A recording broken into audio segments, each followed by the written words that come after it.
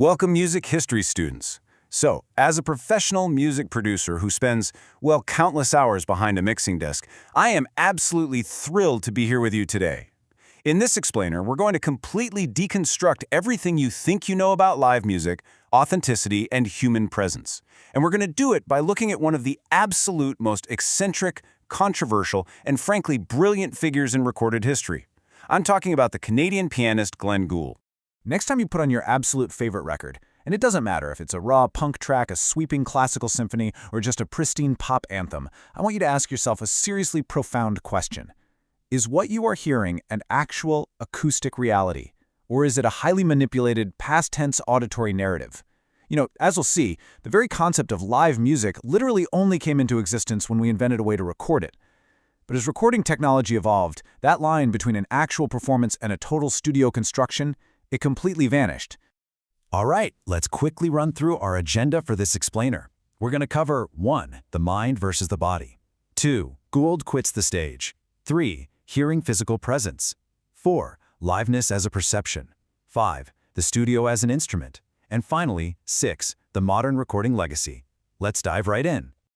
Okay, Section 1. The mind versus the body. Historical illusions in classical music. To really grasp this recording revolution, we first have to understand the music establishment's biggest historical bias. For literally centuries, scholars and critics practically worshipped the mind. Back in the 18th century, the essence of music was all about mathematical relationships and Enlightenment rationality, right? Then, by the 19th century, that shifted into this romantic cult of the genius mind. Think of figures like Beethoven. But notice what's completely missing from that picture. The body. The sweaty, laboring, physical human body that's actually plucking the strings or striking the keys was deliberately erased from the whole narrative. The ultimate ideal was this magical direct transmission from the composer's brilliant mind straight into the listener's mind. The physical performance itself was just treated as this imperfect, necessary vehicle. Moving on to Section 2. Gould quits the stage. The hermit leaves the concert hall. Now let's see how that exact bias led to one of the most shocking moments in music history. Picture this. It's 1964, and at the absolute height of his international fame, a 31-year-old Glenn Gould plays a recital at the Wilshire Ebel Theater out in Los Angeles. When he finished, he stepped away from the piano and he never played another note in public again. No way, right? He truly believed the concert hall was just a sterile relic. He famously called live performance a gladiatorial freak show and seriously viewed the audience as the adversary. So instead of touring, he retreated entirely into the isolated womb-like sanctuary of the recording studio. He literally became a nocturnal hermit who basically only wanted to work at 3 a.m. Which brings us to Section 3, hearing physical presence, the paradoxical return of the body. There's a totally fascinating contradiction here with Gould's isolation. By hiding himself away from the public eye and using modern studio setups, Gould actually brought the visceral, physical human body right back into the recorded music experience. And this perfectly illustrates a concept called corporeal liveness. Now, as a producer, I can tell you this isn't about the acoustics of a fancy room. It is the highly audible trace of a living, breathing human being interacting with their instrument. Gould insisted on close mic in his piano to get this dry, incredibly analytical clarity. He'd often place microphones just 5 feet away. Because of that, he didn't capture the echoing halo of a concert hall. Instead, he captured the intense, microscopic noise of a human body at work.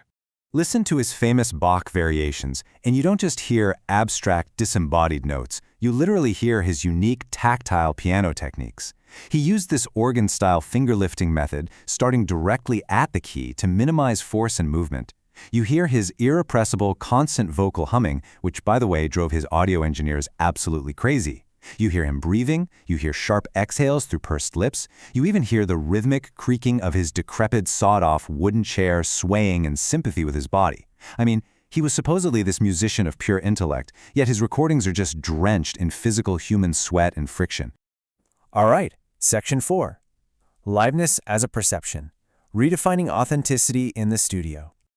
Coming from the production side of things, I can promise you that these auditory artifacts, the hums, the chair squeaks, the sharp intakes of breath, they fundamentally redefine authenticity. Because in the studio, liveness is no longer a fixed acoustic reality, it's an auditory perception. We use spatial design to control exactly what you hear. Take the auditory horizon, for example. This is essentially the furthest distance a track can be pushed in a mix before it completely slips out of earshot into silence. By manipulating that horizon and deciding exactly when a sound breaches it, like fading a track in or out, we actually construct an artificial depth field. We are tricking your ear into perceiving a physical performance space that never actually existed in the real world. The very moment a musician plays a note in the studio, we separate the sound from their physical body. We compress the transients to tame any audio spikes. We apply depth equalization, rolling off high frequencies to make things sound further away, or boosting them to pull a sound aggressively right to the front of the speakers. And finally, we map these elements into an artificial stereo field. We are literally building a compelling past-tense narrative of how a performance was ideally heard, not how it actually happened. Which leads perfectly into Section 5, the studio as an instrument, total creative control. The crucial takeaway here is that Glenn Gould recognized this decades before it became standard practice. To him, the recording studio wasn't just some documentary tool designed to capture a live event, it was an entirely new instrument that offered superior, almost godlike creative control. He completely dismantled the old authenticity of the concert hall, where authenticity meant live acoustic events and visual presence. Instead, Gould ushered in a new authenticity. In this world, splicing tape, constructing auditory narratives, and treating editing as the ultimate artistic authorship became the actual truth. He believed that technology absolutely didn't corrupt the music, it liberated it. It allowed for a hyper-articulated state of ecstasy that a live stage just destroyed. And finally, Section 6, the modern recording legacy, from Bach to pop. Gould's classical heresy perfectly laid the groundwork for the modern, studio-centric pop and rock era. We can literally track this exact migration from the stage to the studio right across genres. Look at the timeline. Gould retreats to the studio in 1964. Just 2 years later, in 1966, the Beatles quit touring entirely because their self-delighting inventiveness on albums like Revolver and S.G. Pepper far exceeded their physical capacity to actually play it live. And then, jumping to 1974, the legendary jazz rock band Steely Dan adopts the exact same studio-only playbook. Donald Fagen and Walter Becker notoriously took cues from the Beatles, retired from the road, hired legions of studio musicians, and treated the studio as a realm of absolute perfection and control. But we have to remember, our classical hermit in Toronto got there first. And let me tell you, this paradigm shift was absolutely massive. In fact, get this, during one incredibly strange stretch in the winter of 1968 in Canada, regional data showed that Glenn Gould's meticulously constructed recordings of Bach's well-tempered clavier actually outsold the Beatles' White Album in major urban centers. I mean, it proved that a solitary hermit, armed with nothing but a Steinway piano, some recording tape, and uncompromising genius could completely capture the attention of an entire nation. So, as students of music history, I want to leave you with this really provocative thought. As our music production becomes increasingly digital, and as we continue to construct these flawless artificial realities in the studio, isn't it the accidental squeak of a chair, the heavy strike of a piano key, or the hum of a human breath that truly makes a recording immortal? We might have left the concert hall behind us, but the ghost of the human body absolutely still haunts the machine. Thank you so much for joining me on this explainer, and keep listening closely.